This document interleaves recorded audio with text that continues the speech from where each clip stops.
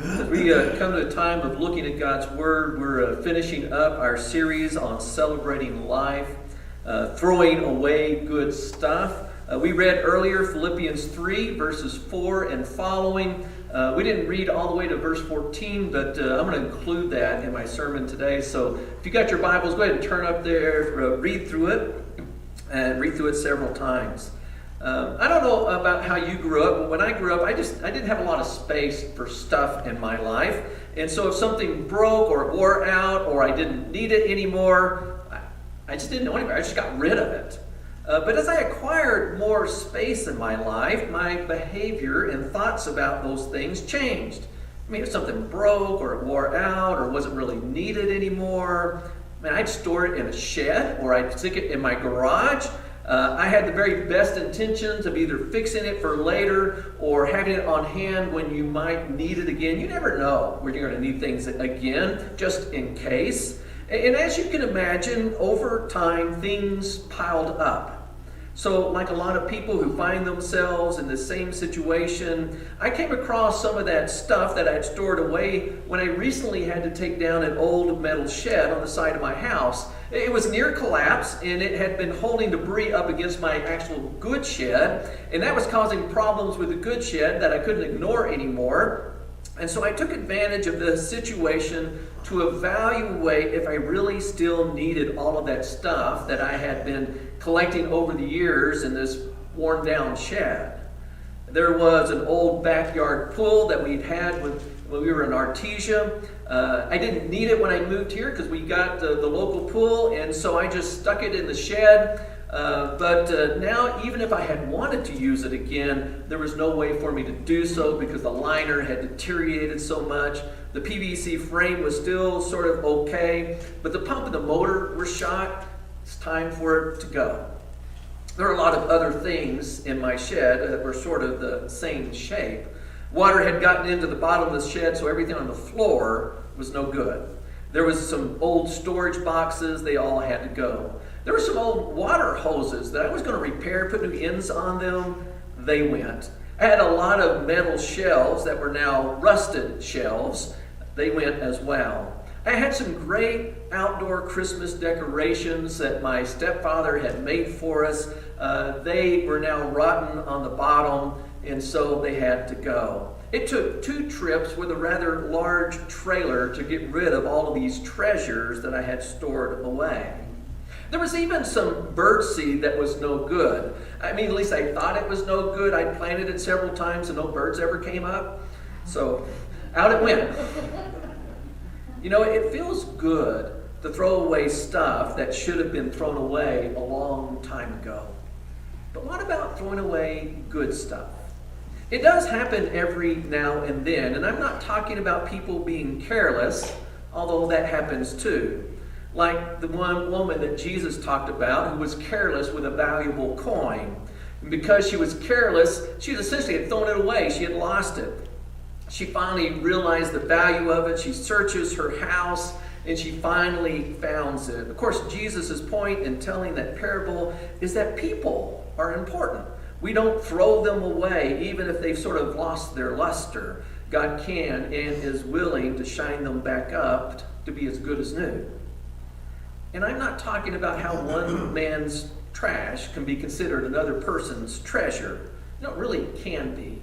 In fact, that's why organizations like Habitat for Humanity or Goodwill are so needed. You can pass along the good stuff in your life that you don't need anymore and that's not worn out or broken, and it becomes a blessing to those who have little of this world's goods. It's great to pass on those good things to people in need.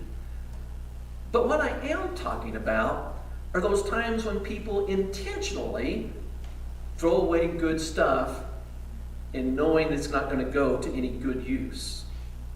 I recently listened to a book about a man and his brother who took a prairie schooner wagon pulled by a team of mules over the Oregon Trail. They were the first people to do that in over 100 years. And as they shared their adventures, they also told the history related to the pioneers who traveled over that trail. They pointed out, contrary to the pictures that you often see in books, that those hardy souls did not use Conestoga wagons. Those were too large to navigate the trail, and they could have carried a whole lot more in them. But they used these prairie schooners, which were the box on them, the wagon part of it, were only about 4 feet wide. They were about 9 to 11 feet long, and the sides were only 2 to 3 feet tall. Think of what you would have to get rid of if that was the only space you had available to move all of your belongings across a nation. You'd also have to make sure you had room for your family and room for food and room for your cooking supplies and anything you needed along the way to get there. And so those things that you cherish would just have to be piled on top. Everything else in your life would have to go, even if it was good stuff. Those pioneers had to get rid of a lot of good stuff before they could even set out on their journey, keeping only the very best of the best. And even then, when they came to steep climbs like California Hill, which is in Nebraska, they had to unload everything and carry it up the hill themselves because the mules couldn't pull the wagon up the trail. And they had to do that in multiple places. So after they got on for a while, they started looking at some of that stuff. They had to carry it up those very long inclines, and they decided they didn't need it that much after all. It might be good, but they would toss it to the side of the trail. They had to shed a lot of tears over that good stuff that they had to throw away, but it ended up in the ravine. There are reports and histories of chests of fine clothes, beautifully crafted furniture, family heirlooms, but they simply couldn't keep going if they held on to all that good stuff. And so overboard it went. Other pioneers sometimes would go, they would see things that were just so tempting, they would put it on their own wagon, but they'd end up throwing it off later too, because you just simply couldn't carry that good stuff and make your destination. Of course, there's also in the Bible that story in Acts 27 about a time whenever a ship was caught in the tempest on the Mediterranean Sea. They dropped their sails, cut them, but it wasn't enough to save them. They deployed the sea anchors, and that wasn't enough to slow them down. So the captain ordered that all of their cargo be tossed overboard. Still, that wasn't enough, and so they also threw off the ship's tackle. I mean, that's good stuff. You can't sail without your tackle. It was all good stuff, irreplaceable stuff. But it was a matter of life and death, and even the lives of their prisoners were considered more important than all that good stuff. Imagine a man in a very nice suit, expensive suit. He's going along, but he sees a child in the water who looks like they're in trouble. And so that child might drown. So off comes the coat and the tie and the shoes, and into the water the man goes. His suit might be very important to him, even an investment. They aren't cheap if you get a good one. But there's no thought about it from this man because he doesn't care whether his suit is preserved or not. He wants to make sure that that life is preserved. So in he goes, no thought to what happens. I know that that's really sort of the stuff of movies and novels. Most likely you'll never face a choice of whether you'll have to throw away good stuff under similar circumstances. But there is a story in the Bible that we read earlier where the Apostle Paul recalled when he was faced with this very same dilemma. His good stuff was his identity. He had everything going for him. He was from the right family, went to the right schools, belonged to the right denomination. He had a spotless track record. He told them, if I were to enter into a bragging contest, I'd win. He had been circumcised on the 8th day. He was of the nation of Israel, of the tribe of Benjamin. If you didn't know, King Saul was from the tribe of Benjamin, and Paul, whose former name was Saul, had been named after him. It was a point of pride in his family connection. Paul was a Hebrew of Hebrews. As to the law, he was a Pharisee, which we tend to give a bad name, but a Pharisee was one who believed that the Bible was the inspired word of God, and not just the first 5 books of Moses, but the histories and the words written by the prophets and all those poetic books. It was God speaking to them.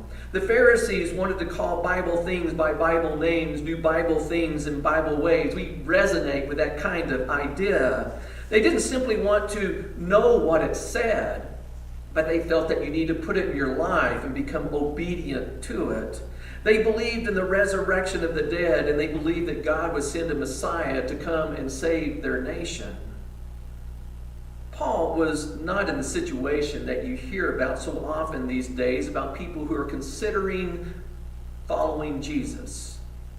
You know, we tend to tell them things like, well, if you're going to follow Jesus, if you're going to be a Christian, then you got to give up all your bad habits. You got to clean up your language. You got to change the way you spend. You got to quit terrorizing your kids and start being nice to your spouse and all those other things that we tell people they've got to do. When we talk about Paul, we're talking about a person that if you reviewed his past, you'd only find good stuff. Nevertheless, Paul said, I took it all to the dump. He was talking to people who were looking at the sort of stuff that he had thrown away and who were being told that that sort of identity was what they needed in their own lives if they were to please God. It's what they needed in their own lives if they were going to be part of God's family in good standing. It's what they needed in their lives if they wanted any hope of attaining to the resurrection of the dead. And Paul knew that that sort of good stuff only got in the way of knowing Jesus as the Messiah, as the Christ, as his only Lord, as he expressed in this part of the Bible. It was hard, he says. He struggled. He suffered in giving it up. In other words, you could even translate it, he was shedding tears over giving rid of these personal identity in his life. It was important to him. But compared to gaining Christ, it was rubbish. He longed to be found in him alone. He embraced an identity of righteousness that was not derived from whether or not he could follow the law well, but a righteousness that came from trusting Jesus' sacrifice on the cross to be the only thing he needed to be in a right standing with God. He only wanted to know him, he says. He wanted the power of the resurrection in his own life. He wanted the fellowship, not with people, but the fellowship of his sufferings. Paul had become united in his death that he might be united in his resurrection. Paul did not dump his past to join the church because he thought it was a path toward upward mobility. Some do that sort of thing today. They tell themselves, well, you know, it looks like everybody who is anybody is joining the church, and so I'd better do it too. I mean, it'll be a great place to meet some new friends that have pretty good behavior in their life. It'd be maybe a great place to meet a future spouse. It might be a place where I can join and find people who think like I do and do the things that I do. It might be good for business contacts. I can build some relationships with some leaders in the community if I go to church. No, that's not why Paul joined the church and got rid of all that stuff in his life. Although he was the sort of person that any church would have wanted to have joined. He'd be right at home around here. We'd like his sort of person.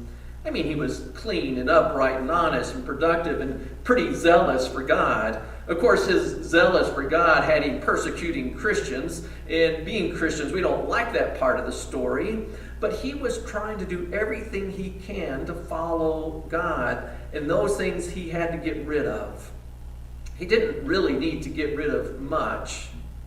Just really add a little Jesus, right? He could have followed in the footsteps of so many people who join the church today who tell themselves, well, you don't have to accept everything. Just sort of pick and choose the parts that you want. You don't have to worry about the whole of the Bible. I mean, there's some things in there that are just not reliable. You just pick the parts that you want. Don't worry about it. Come to worship services every now and then, or get online and join us every now and then. And especially show up at those times when we're going to have a fellowship dinner, because, man, those are prime times to get together. Maybe serve on a committee. Maybe join a small group. Maybe offer your expertise so that you can change the way the things are done so that they better suit yourself. I mean, who would object with those kinds of improvements in the church? You could help so much. I think that it is important that we understand exactly why Paul would intentionally throw away what he had described as perfectly good stuff. Paul believed that if you were going to be a Christian, then you had to strive to be like Jesus. It didn't necessarily just come naturally. You had to give it your full effort. To do that, you have to remember that Jesus did not consider equality with God something to be grasped, but he threw it away to take on the role of a servant. I mean, think about that for a moment. Jesus came from the ivory palaces above, from the throne room of God, where angels gathered around him to sing praises and bow and honor him. He possessed all that was good in a place where there was no effect from sin. He had everything that was going for him. It was the perfect place. He was full and wholly complete of good things. Yet it tells us that he emptied himself of those good things to become obedient even to the point of death on the cross, thus becoming the sacrifice for sin that we need, not him. That is what motivated Paul to throw away a lot of perfectly good stuff in his life. Things that he could have brought with him and could have made a huge difference with, but things that were holding him back in his own relationship with Jesus. It's not that he had some junk in there to throw away as well. We all have some of that sort of stuff, spiritually speaking. As Paul himself would said, we have sin, all of us, and we fall short of the glory of God. But he got rid of a lot of good stuff beyond that. You see, Paul had this radical idea that none of that good stuff meant anything if you didn't love like Jesus loved.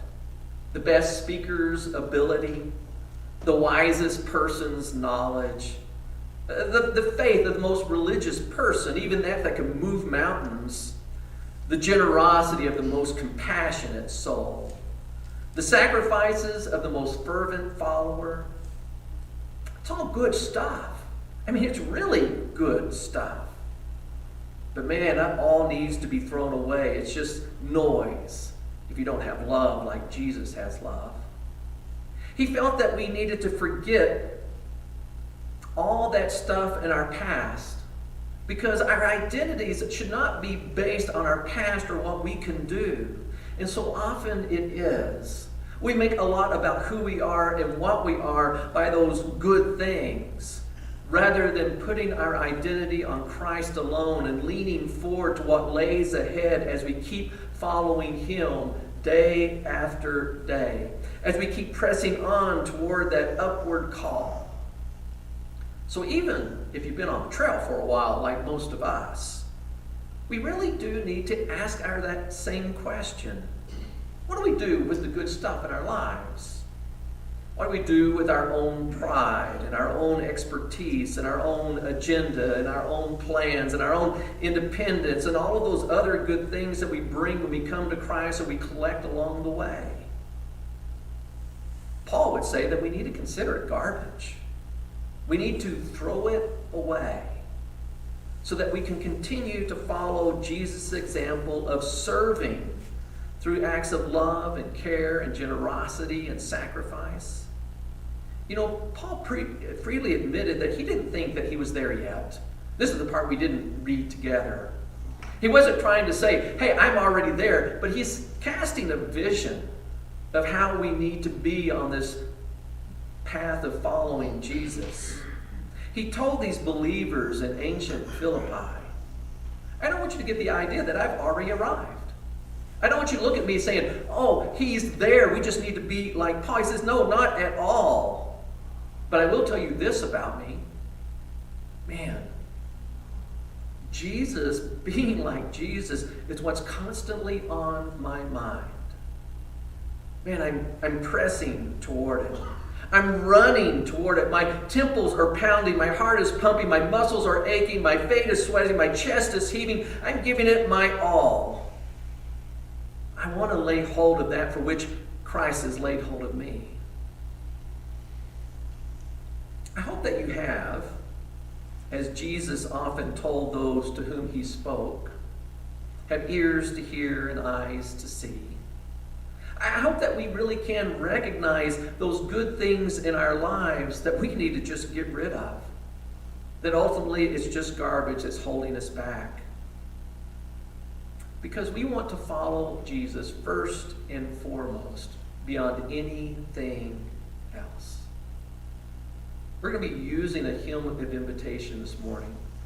A time for you to consider what God is speaking to you this morning. Maybe consider the things in your life you need to get rid of, and be thankful for the things that God has given to you. And primarily, that he has come to find you who was lost. Would you join me in prayer?